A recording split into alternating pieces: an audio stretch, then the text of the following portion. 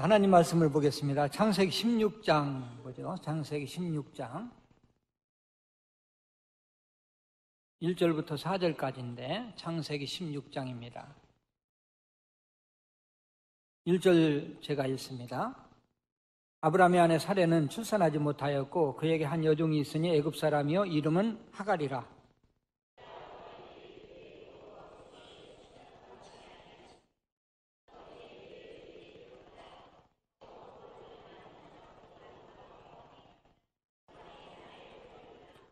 아브라함의 아내 사레가 그 여종 애굽 사람 하갈을 데려다가 그 남편 아브라함에게 첩으로 준 때는 아브라함이 가나안 땅에 거주한 지 10년 후였더라.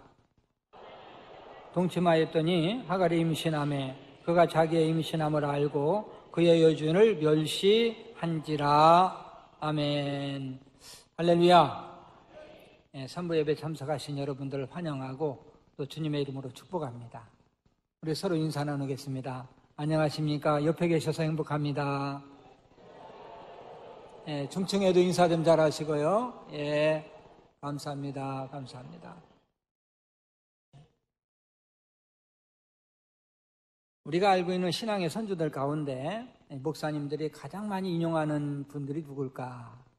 아마 구약에서는 아브라함, 또 다윗, 또 신약에서는 또 바울 뭐 이런 분들이겠죠.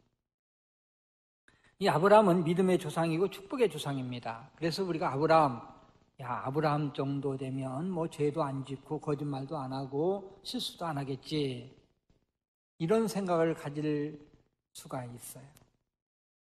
그러나 아브라함은 완전한 사람이 아닙니다. 우리와 똑같이 실수도 하고 또 거짓말도 하는 사람이었어요. 오늘은 실수하는 아브라함, 이런 제목으로 말씀을 나눌 때 많은 은혜와 도전이 되시기를 주님의 이름으로 소원합니다. 첫째, 아브라함도 거짓말을 합니다. 창세기 12장 11절부터 13절인데 11절은 제가 읽습니다.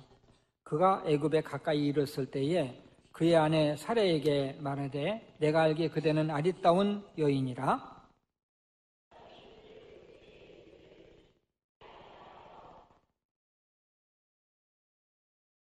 같이 원하건대 그대는 나의 누이라 하라. 그러면 내가 그로 말미암아 안전하고 내 목숨이 그대로 말미암아 보존되리라 하니라. 아멘. 그대는 나의 누이라 하라.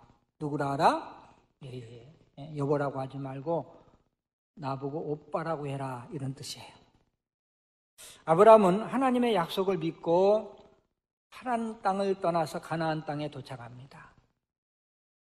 가나안 땅에 와서 정착을 해야 되는데 그 당시는 농경 시대잖아요. 그래서 농사가 잘 되는 땅이 기름진 그런 곳을 정착지로 삼아서 정착을 하려고 북쪽에서부터 남쪽으로 쫙 찾는데 땅이 없어요. 왜? 원주민들이 좋은 땅을 다 차지하고 있는 거예요. 근데 이렇게 정착지를 찾아 헤매다가 흉년이 들었어요. 가나안 땅에. 이제 먹을 것도 없어요. 혼자면 몰라도 가족들이 다 굶어 죽게 생겼어. 그렇다고 다시 하란 땅으로 돌아갈 수도 없어. 그래서 아브라함이 결정을 해요. 그 당시 애굽 땅은 아주 기름지고 살기 좋은 그러한 땅. 그래서 애굽으로 내려가자. 요즘은 애굽으로 이민 가는 거예요. 가족들을 데리고 애굽으로 갑니다. 애굽에 거의 도착했을 때 아브라함이 사라에게 말하는 거예요. 여보, 당신 너무 아름답다. 애굽에 내려가서 애굽 땅에 가서 당신이 내 아내라는 거 알면 애굽 사람이 나 죽이고 당신 뺏어갈 거야. 그러니까 나를 살리는 방법은 나보고 앞으로는 절대 여보라 소리 하지 말고 오빠라고 그래. 네? 그렇게 해야 내가 살아남을 수 있을 것 같아. 이 터무니없는 거짓말을 하고 그 거짓말을 아내에게 강요하는 거죠. 아내를 동생이라고 속이는 겁니다. 그것도 내 안전을 위해서. 아내는 어떻게 될지 몰라. 그렇게 되면 아내가 이제 뭐 아브라함의 아내가 아니니까 데려갈 수도 있잖아요. 그럼에도 불구하고 내 안전을 위해서 아내 보고 오빠라고 하라는 거예요. 이런 모습을 보면 아브라함을 과연 믿음의 조상이라고 말할 수 있을까? 그러나 한편으로는 아브라함도 거짓말을 했기 때문에 위로가 돼요. 아브라함 같은 분도 거짓말을 했는데 뭐 나 같은 거야 뭐. 합리화시켜서는 안 되겠지만 그래도 위로가 되는 것은 그래, 아브라함 같은 사람도 거짓말을 했어. 이게 또 우리에게 위로 다가올 수도 있어요. 자, 두 번째, 아브라함도 하나님을 의심할 때가 있었습니다. 오늘 본문 말씀인데 15장이죠. 본문 말씀 15장인데 15장 2절은 제가 읽고 3절은 여러분들이 있습니다. 아브라함이 이르되 주 여호와여 무엇을 내게 주시려 하나이까? 나는 자식이 없사오니 나의 상속자는 이 다메섹 사람 엘리에셀이니이다.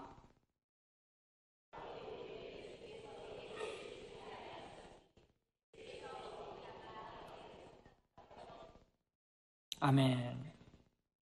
나의 상속자는 다메섹 사람 엘리에셀이니이다. 나의 상속자는 누구라고요? 엘리에셀. 하나님께서는 아브라함에게 자식을 약속했어요. 내가 지시하는 땅, 즉 가나안 땅으로 가면 자손을 주는데 내 자손이 번성해가지고 하늘의 별과 같이 땅에 모래알같이 많게 할게.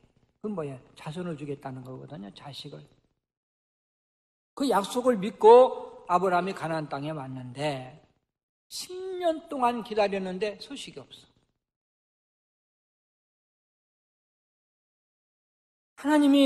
아브라함이 하나님께 이런 기도를 해요. 하나님, 내 나이 지금 85살입니다. 이제까지 자식이 없는 것을 보면 아주 자식 가지기는 틀린 것 같습니다. 제가 늙어서 이제 언제 어떻게 될지 모르는데, 언제 죽을지도 모르는데, 상속자도 없이 죽으면 혼란이 오니까 나의 신실한 청지기 엘리에셀을 제 상속자로 삼겠습니다. 이런 이야기예요. 오늘 본문 말씀이. 10년을 기다리던 아브라함은 하나님의 약속 성취를 완전히 포기합니다. 그리고 청지기를 후사로 삼으려고 하는 거죠. 그때 하나님께서 단호하게 말씀을 하세요. 4절 말씀인데요. 하나님이 뭐라고 말씀하시는가를 찾아봅니다. 읽습니다. 여호와의 말씀이 그에게 임하여 이르시되 그 사람이 내 상속자가 아니라 내 몸에서 날 자가 내 상속자가 되리라 하시고. 아브라함아, 엘리에셀은 내 상속자가 아니야. 내 몸에서 난 자라야 내 상속자가 될 수 있어. 내가 약속했잖아.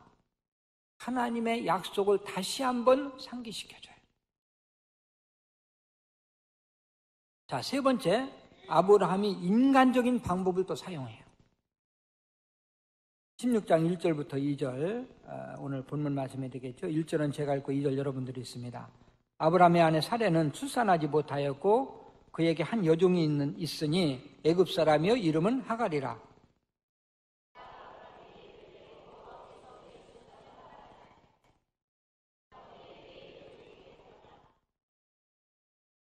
내가 혹 그로 말미암아 자녀를 얻을까 하노라 하며 아브라함의 사레의 말을 들으니라. 아브라함이 사라의 말을 듣고 그의 여종 하갈에게로 들어가서 동침하는 내용이 바로 본문 내용이죠. 문제의 발단은 사라에게 있었어요. 자식이 없으니까 더 답답한 것은 사라입니다. 그 당시에 여인이 결혼해가지고 자녀가 없으면 수치 중에 수치. 우리나라도 그 7구 제약 중에 하나라고 이야기했잖아요. 그 당시에 자식이 없는 여인은 아주 부끄러워, 아주 수치를 당하는 그런 시대입니다. 남편의 나이가 85살, 또 사라의 나이가 75살, 10살 차이죠. 하나님께서 분명 자식을 약속했는데 깜깜무소시. 우리는 뭐 100살 때 자식을 낳았다 다 알고 있으니까 괜찮은데 100살 때 주겠다고 약속을 안 했기 때문에 전혀 소식이 없으니까 10년 동안 기다리도 없으니까 얼마나 답답했겠어요. 사라는 당시 사회에서 일반적으로 사용하는 방법을 생각해요. 아, 그래, 내 여종 하갈이 있지. 하갈을 아브라함에게 보내서 하갈을 통해서 자식을 얻어야 되겠다. 그리고 아브라함에게 말합니다. 여보, 당신 나이 85살인데 아직도 아이가 없으니 어떻게 하면 좋겠어요?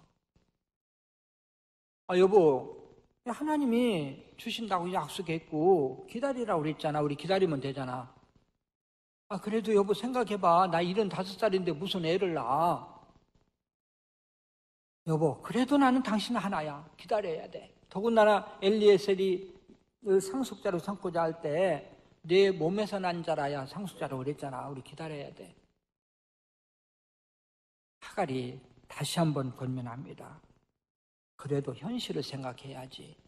당신이나 나나 나이가 이렇게 들었는데 지금 내 여종 하갈을 당신에게 첩으로 줄 거니까 이 하갈을 통해서 자녀를 좀 낳았으면 좋겠어.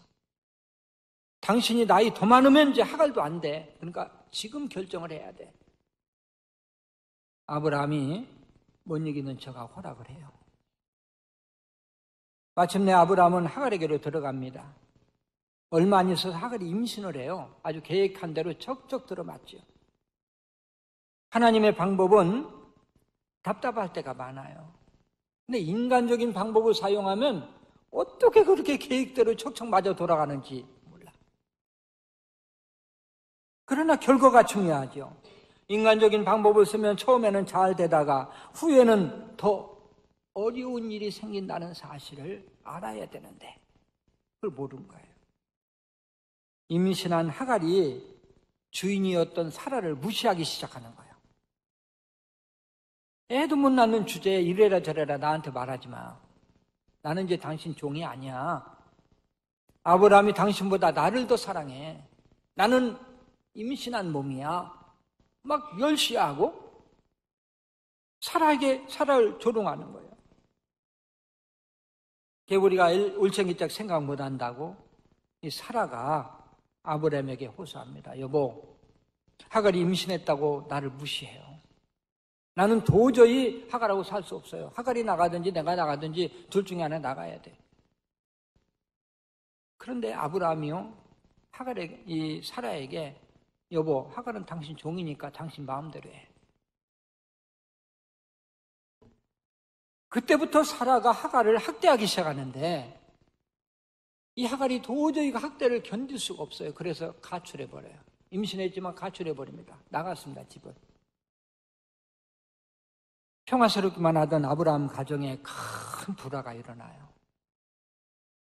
아브라함은 두 여인 사이에서 얼마나 고민했겠습니까? 전에 없었던 고통이죠. 여러분, 한문으로 평안할 안자 아시죠? 예? 그 집안에 여자가 하나 있는 거, 예? 집안에 여자가 하나 있어야 평안하다 그 뜻이에요. 그런데 집안에 여자가 둘 있으면 그때부터 문제가 생겨. 하나님이 일남일녀, 만약 일남이녀도 된다면, 다처제가 된다면 하나님이 창조하실 때 한 남자에 두 여자, 세 여자를 창조하셨어야 돼. 아브라함이 평안할 안자를 알았다면 하갈을 끝까지 안 들였을 거예요.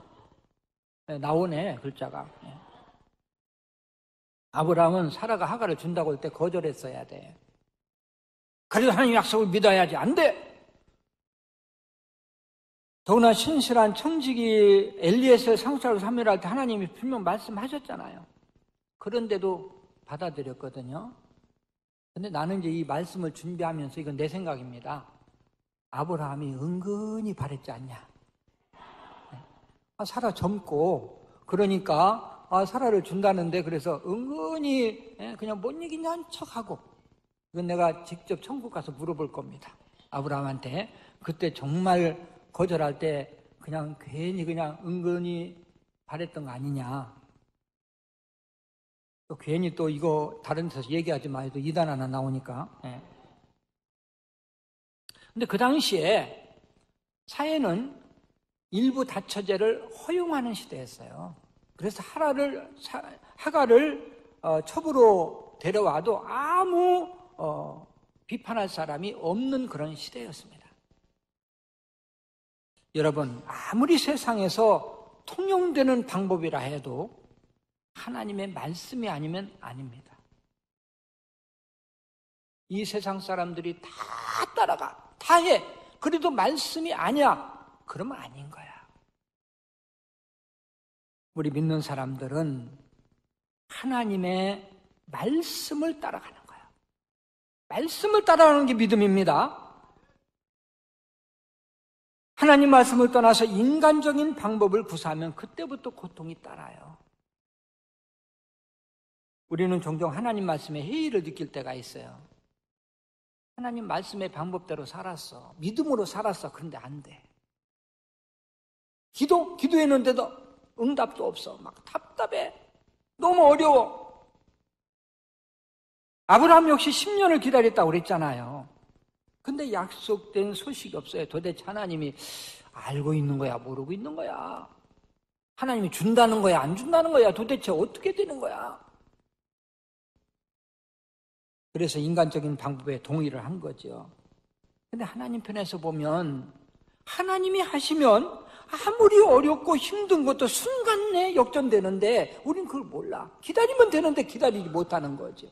하나님은 막 시작하려고 하는데 우리는 끝났다고 생각하고 낙심하고 좌절하고 인간적인 방법으로 돌아가는 거예요. 여러분, 하나님 살아계심을 믿으십니까?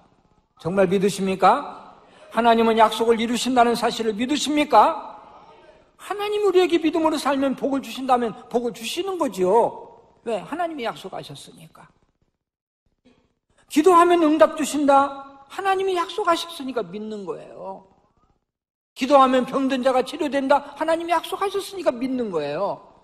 우리가 인내하지 못해서 좌절하고 인간적인 방법을 사용하다가 더 힘들어지고.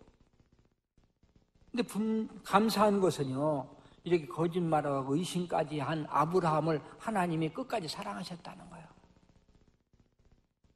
끝까지 약속을 이루셨다는 것입니다. 우리 같으면 또 아브라함, 내가 너 택해가지고 내가 너 사랑하고 믿음의 조상으로 삼으려고 그러는데 너 하는 행동이 뭐냐? 나 아주 그냥 실망이다.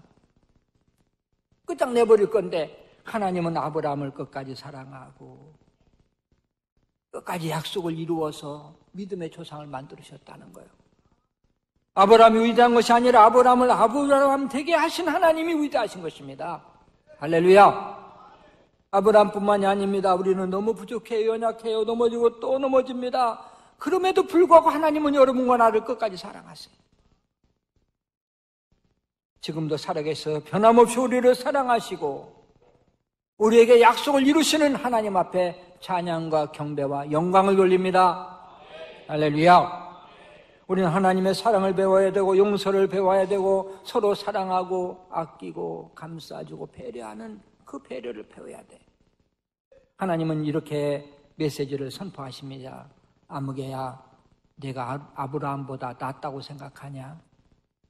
너 아브라함은 실수도 했지만 너 실수 안 할 자격 있어? 자신 있어? 아브라함이 거짓말했는데 너 거짓말 안 할 자신 있어? 그런데 나는 너를 사랑해. 그렇다면 너도 다른 사람을 사랑하고 다른 사람을 용서해야지. 동창 목사님 중에 아주 큰 교회를 담임하시다가 지금 은퇴를 하셨어요. 근데 그분이 목회하시는 중에 아주 큰 어려움이 있었습니다. 그 교회 장로님들이 이렇게 두 패로 나눠가지고 서로 장로님들끼리 싸워요. 장로님들끼리 서로 갈등이 있으면 이 담임 목사는 샌드위치가 돼가지고 오른쪽 돌아보면 왜 오른쪽 돌아보냐, 왼쪽 돌아보면 왜 또 왼쪽 돌아보냐, 얼마나 힘든지 몰라요. 또 가만히 있으면 왜 가만히 있냐. 이 문제의 발단은 용서하지 못한 데 있었습니다. 교회에서 재정사고가 났어요. 재정을 담당하는 장로님이 헌금을 몰래 개인 용도로 사용했어요. 처음에는 모르다가 나중에 감사할 때 이제 이게 들통이 난 거예요. 근데 그 장로님이 젊어서부터 청년 때부터 그 교회에 계속 계시면서 정말 충성을 많이 했습니다. 재정적으로도 물질적으로 충성을 많이 했고 지금 재정위원장이에요. 그 얼마나 충성된 분입니까? 근데 가정에 어떤 특별한 일이 있었고 여기저기 구해도 아무리 구해도 안 되니까 우선 교회 돈 좀 쓰고 그리고 나중에 채워넣자. 이랬는데 쓰고 났는데 채워넣을 여유가 없는 거예요. 그러다가 이제 감사에 걸린 거죠. 근데 교회는 그 교회는 어찌 된 건지 모르지만 교회는 그렇게 개인적으로 쓰지 못하게끔 돼 있어요. 근데 어떻게 또 그렇게 또 되는지는 모르겠어요. 뭐 구조가 그렇게 함부로 꺼내서 쓸 수 있는 구조는 아닙니다. 이 교회 재정이라는 것이.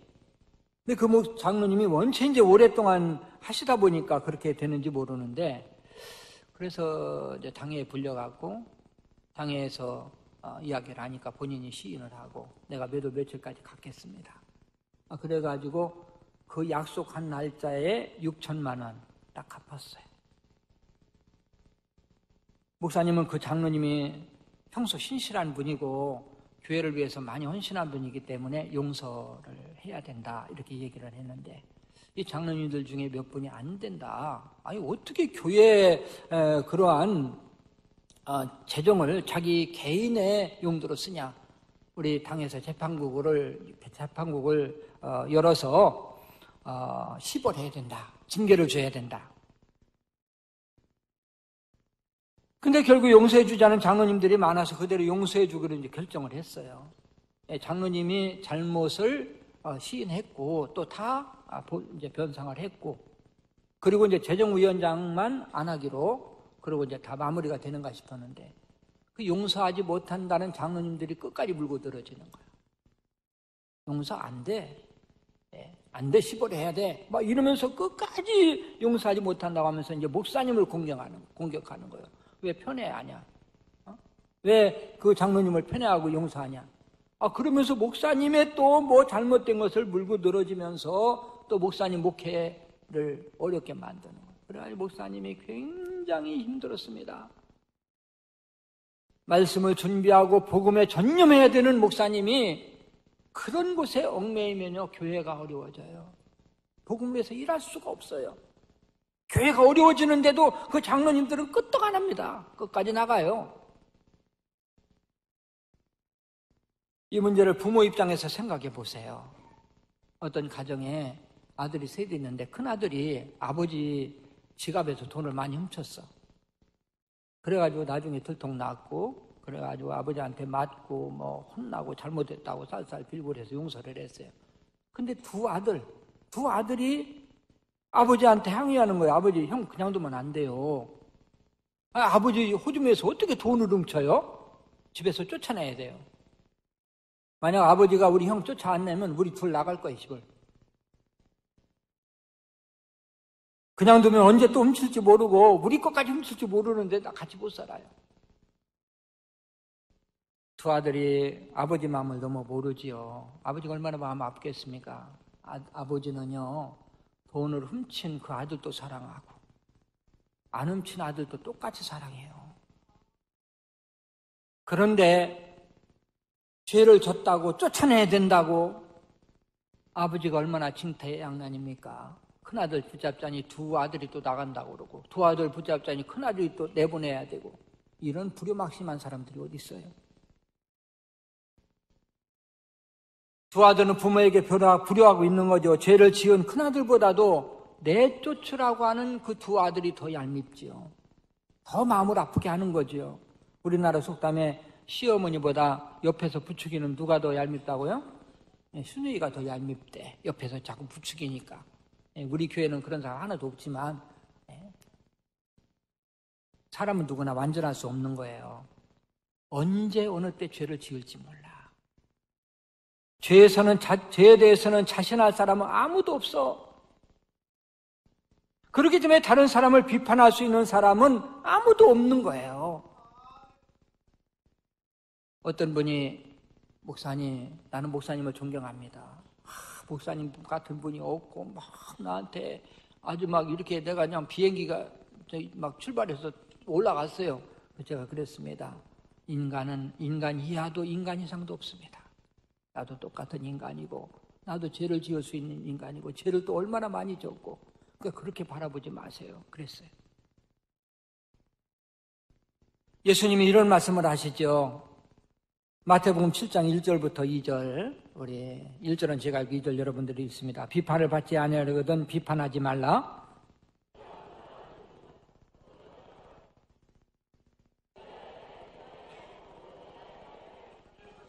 아멘.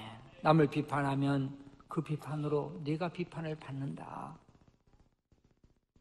남을 비판하고 정죄하는 사람은 내가 하나님 자리에 앉은 사람이에요. 내가 죄를 짓지 않는다는 자신감을 가지고 나는 앞으로 정말 죄 안 짓고 살 수 있어. 이런 사람은 정죄하세요. 얼마나 정죄할 수 있어요. 그러나 그런 사람은 하나도 없습니다. 예수님 비유 중에서 탕자 비유가 나오죠. 부잣집에 두 아들이 있는데 둘째 아들이 이제 아주 철이 안 들어가지고 아버지에게 상속할 재산을 미리 달라고 그래서 뭐 다 아는 내용 아닙니까? 그 돈 가지고 외국에 나가서 허랑박탕 다 쓰고 거지처럼 돼가지고 돌아왔는데 아버지는 버선발로 나가서 끌어안고 울면서 맞아들이고 그리고 잔치를 베풀고 그리고 아들의 지위를 다시 회복시켜줬어요. 근데 문제는 큰아들이죠. 불평합니다. 아버지, 자기 재산 다 가지고 외국에 나가서 다 쓰고 돌아온 아들을 왜 받아줘요? 내 동생 아니에요.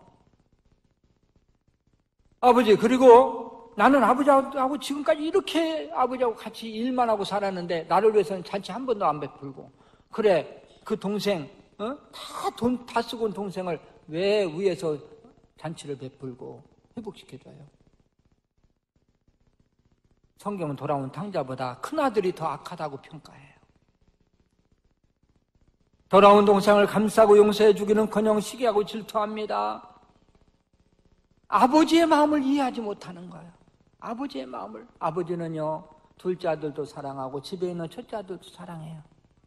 이게 하나님의 마음이고 목사의 마음이고 아버지의 마음이고요. 교회에서는 교회 선교를 위해서 시벌할 때가 필요할 때가 있습니다. 그러나 그 시벌은 어쩔 수 없을 때 하는 것인데 시벌하자면은 그분들을 권면하고 또 권면하고 그분을 위해서 또 금식기도도 해보고 정말 힘을 다해서 하고 난 후에 하는 것은 괜찮지만 어떤 감정이 개입되고 어떤 이권이 개입되고 이래서 한다면 이것은 잘못된 거죠. 그 교회에서 우리가 잘못된 경우 또 죄를 짓고 어떻게 저런 사람이 다 있어 어떻게 저런 죄를 짓지 이렇게 할 수 있는 일들이 일어나게끔 돼 있어요. 그럴 때 하나님의 마음은 어떤 마음일까요? 목회자의 마음은 어떤 마음일까요? 그래요. 하나님은 다 용서하시고 기다려주시고 감싸주시고 배려해주시고 이것이 바로 하나님의 마음이고 목회자의 마음인 것입니다. 성경은 또 이렇게 말합니다. 마태복음 7장 3절은 제가 4절 여러분들 읽습니다. 어찌하여 형제의 눈 속에 있는 티는 보고 내 눈 속에 있는 들보는 깨닫지 못하느냐.